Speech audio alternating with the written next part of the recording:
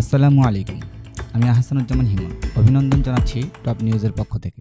শেখ মুজিব সহ 4 শতাধিক নেতার মুক্তিযোদ্ধার স্বীকৃতি বাতিল করা হয়েছে। আসুন আমরা বিস্তারিত জানি। সম্প্রতি বাংলাদেশের অন্তর্বর্তীকালীন সরকার জাতীয় মুক্তিযোদ্ধা কাউন্সিল আইনে সংশোধনী এনেছে, যা মুক্তিযোদ্ধাদের সংজ্ঞায় পরিবর্তন এনেছে।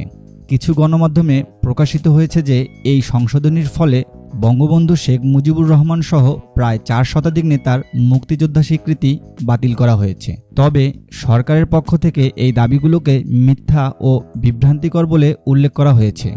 মুক্তিযুদ্ধ বিষয়ক উপদেষ্টা ফারুকী আজম স্পষ্ট করেছেন যে মুজিবনগর সরকারের সদস্যরা মুক্তিযোদ্ধা হিসেবেই স্বীকৃত থাকবেন। তিনি বলেন, মুজিবনগর সরকারে যারা ছিলেন তারাও মুক্তিযোদ্ধা। যারা সশস্ত্রভাবে মুক্তিযুদ্ধ করেছেন, যারা পরিচালনা করেছেন, তারা মুক্তিযোদ্ধা। প্রধান উপদেষ্টার প্রেস উইং এক বিবৃতিতে জানিয়েছেন যে শেখ মুজিবুর রহমান ও জাতীয় 4 নেতার মুক্তিযোদ্ধা স্বীকৃতি বাতিলের খবর সঠিক নয় এবং এটি সম্পূর্ণ ভিত্তিহীন ও বিভ্রান্তিকর। সুতরাং বঙ্গবন্ধু শেখ মুজিবুর রহমান সহ মুজিবনগর সরকারের নেতাদের মুক্তিযোদ্ধা স্বীকৃতি বাতিল করা হয়নি, বরং তারা মুক্তিযোদ্ধা হিসেবেই স্বীকৃত রয়েছেন।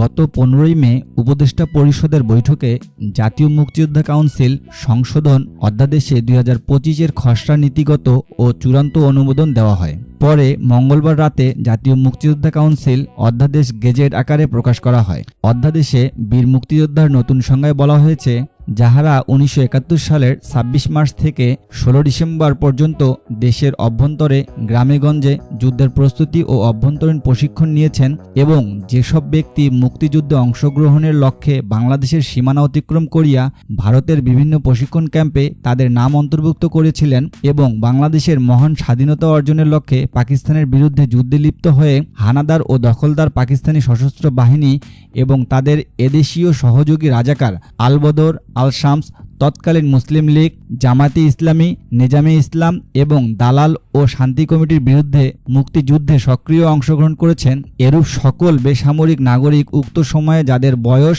সরকার নির্ধারিত সর্বনিম্ন বয়সের মধ্যে এবং সশস্ত্র বাহিনী, ইস্ট পাকিস্তান রাইফেলস, পুলিশ বাহিনী, মুক্তিবাহিনী, প্রবাসী বাংলাদেশের সরকার ও উক্ত সরকার কর্তৃক স্বীকৃত অন্যান্য বাহিনী, নৌ কমান্ডো, কিলোফোর্স, আনসার সদস্য এবং বাংলাদেশের নিম্নবর্ণিত নাগরিকগণ বীর মুক্তিযোদ্ধা হিসেবে অন্তর্ভুক্ত হইবেন।